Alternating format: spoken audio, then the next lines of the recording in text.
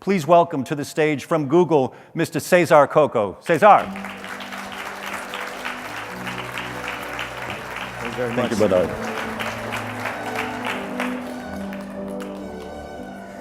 How's it going, guys? Thank you so much for having me today. Thank you so much to David, to the rest of the St. Pete-Clearwater team. I think this is an incredible event.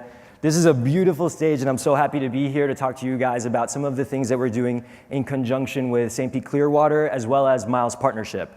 So my name is Cesar Cocco. I'm an agency development manager, so my role at Google is to connect St. Pete-Clearwater alongside Miles Media to all the resources that we have within Google, right? Because this can be quite an overwhelming experience for us marketers, how to navigate Google and how to get the most out of our marketing dollars. So I also wanted to thank everybody here in the audience. I think it's super inspiring to see people who are not just trying to grow their businesses as individuals, but also trying to bring St. Pete-Clearwater to the world stage and shape the vision of this as a top destination across the world. So I think that's really powerful, and I think we should keep that in mind.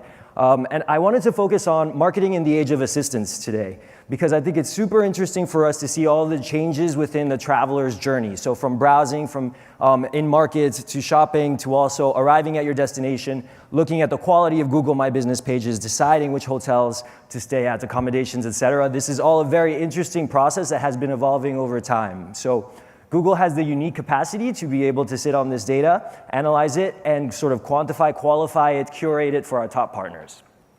Cool? And I think towards the end of it, we'll have some time for questions, so feel free to submit through this very fancy mobile app. And yes, I'll try my best to answer your questions, and if not, we can touch base at a later time, and I can connect you with some resources internally. Great. So I wanted to also speak to the idea that, okay, the user journey, travelers are becoming much more demanding, curious, and impatient. I'm going to go into a bit more detail about that later on, but it is really key here for us to understand that travelers are expecting unique, intuitive opportunities from brand and marketers. So basically, we want to make sure that we're capturing these travelers across their favorite platforms, their favorite devices, and at the right time.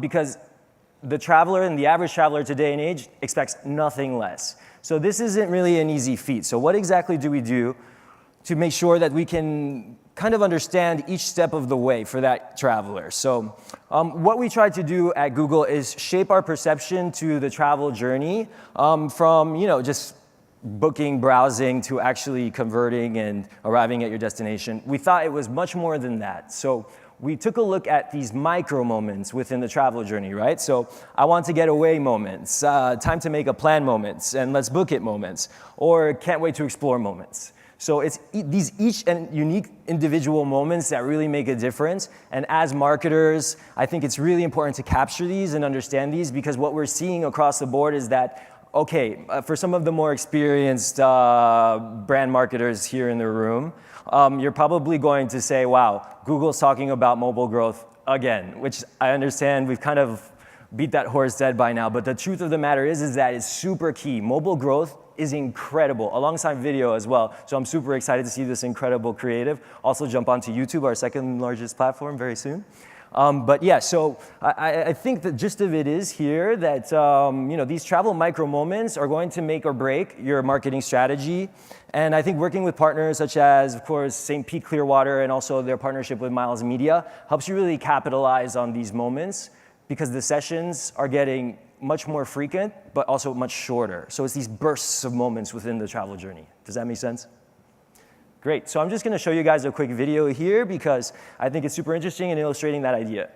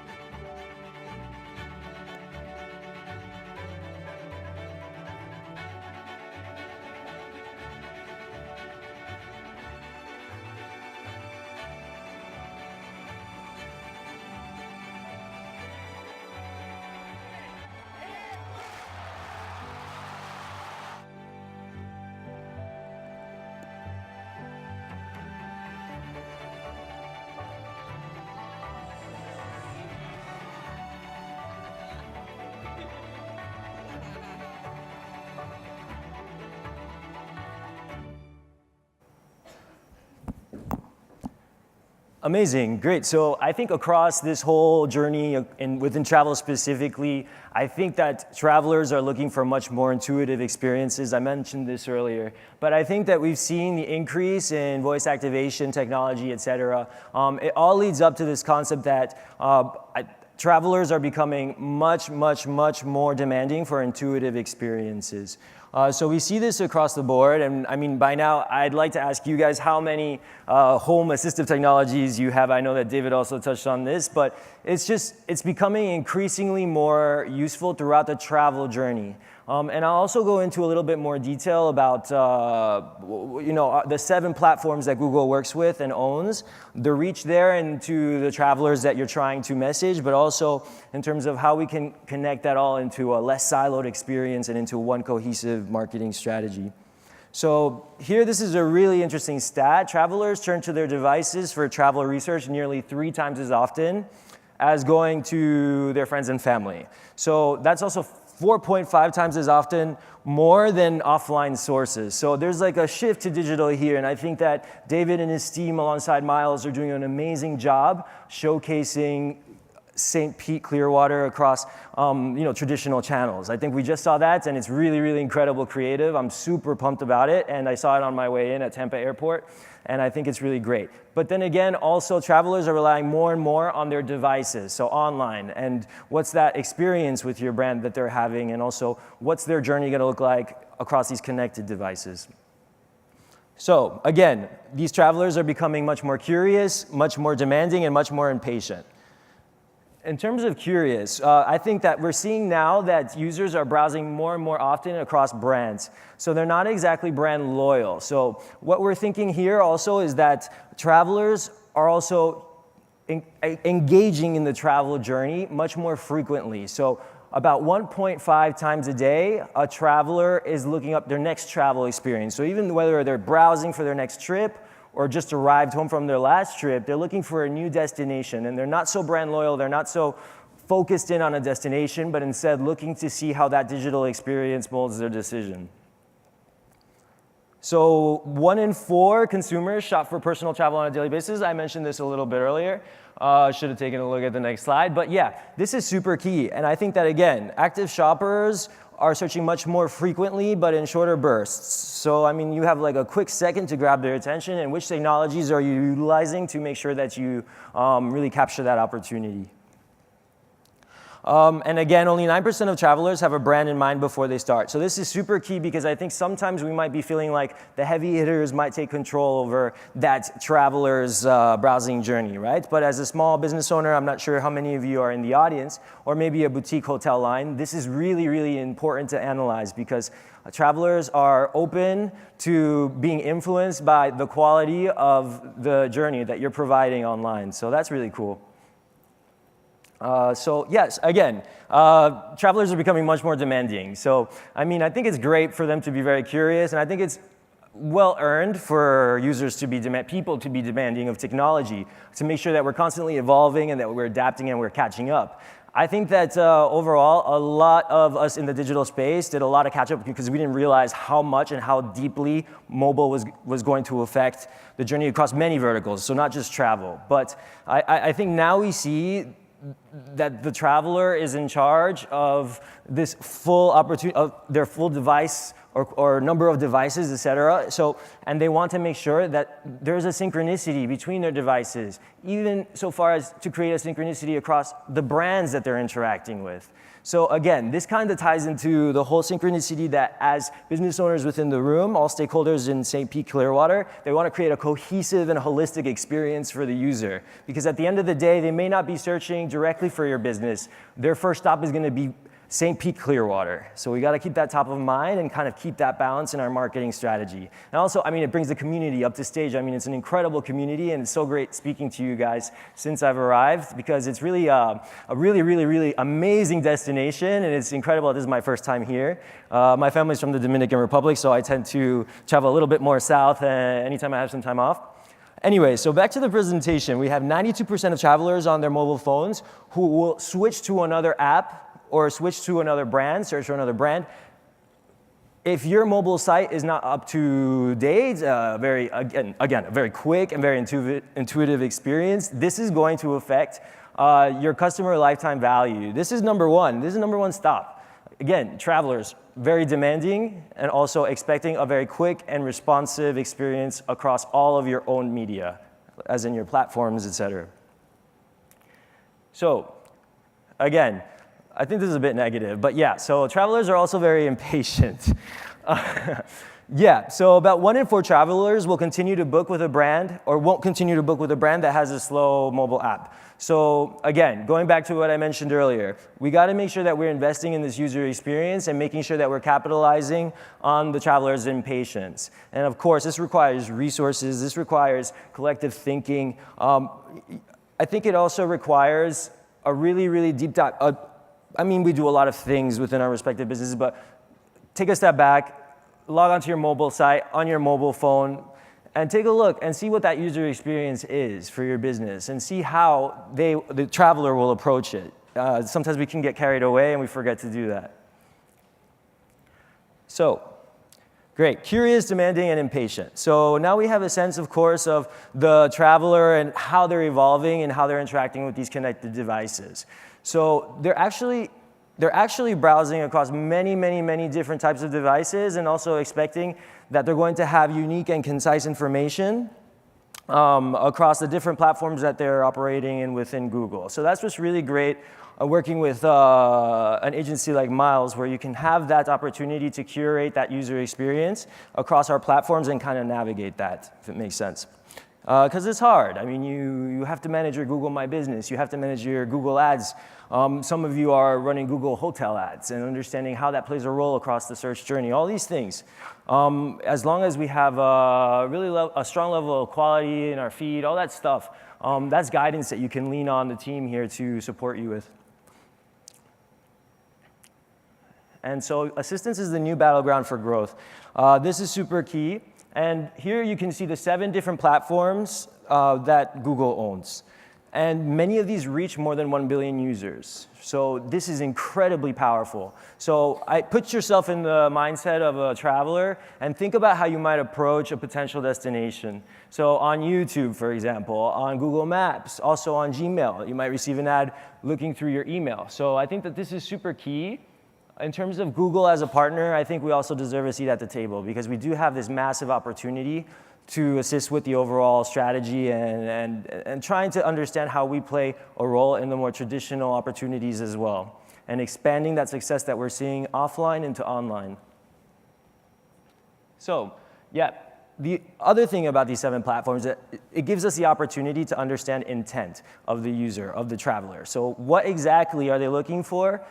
What kind of experience are they shopping for, and what are they experiencing throughout that journey? So seeing that, qualifying, quantifying it across data, that's super key.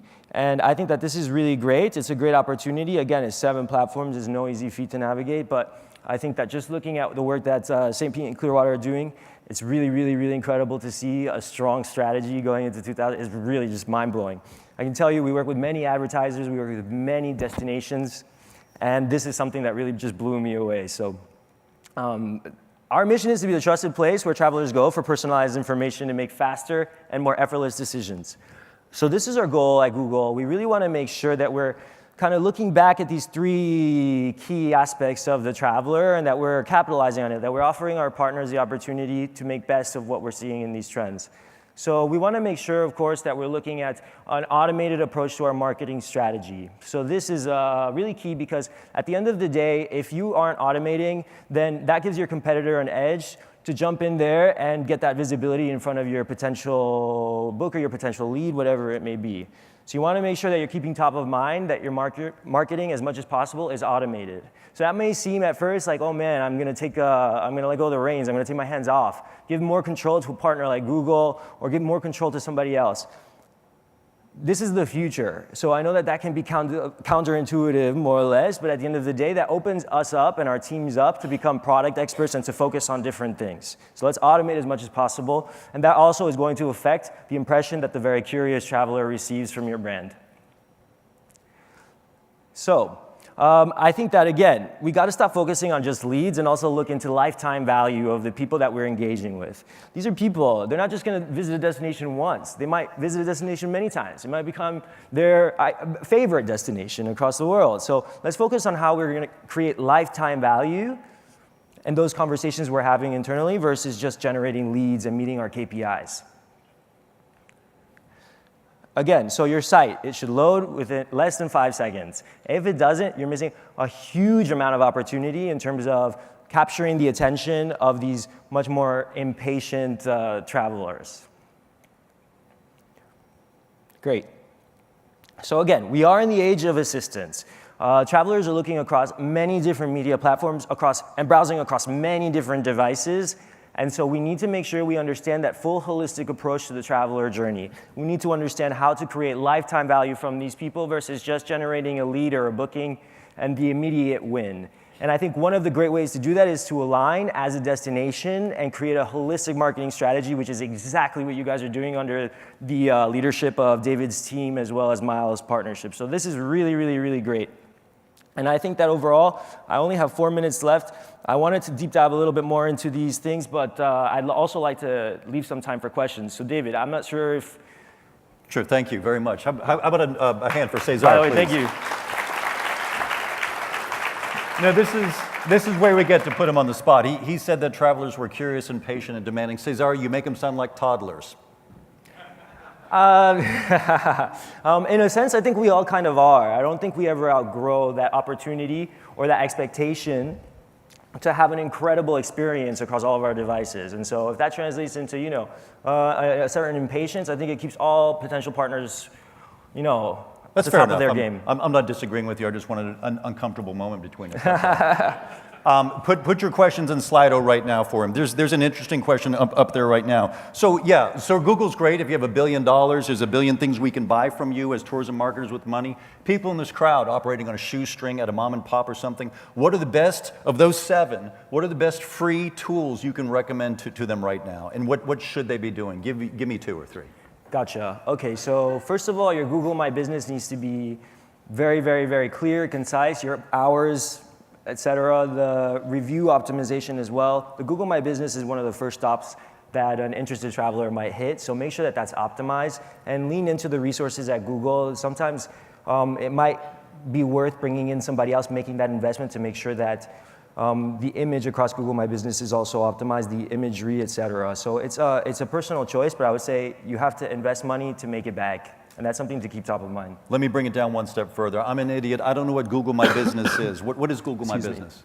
So Google My Business is basically your initial offering. Oh, you can talk to them. Search. I know what it is. Excuse me. So Google My Business. So I mean, if a customer is searching across Google search, a potential traveler, a potential customer, they're going to see, of course, the name of your business, opening hours, links to your website. So this is the entryway into your own media, own website, and this is the first interaction that a user who came in from Google search will have with your business.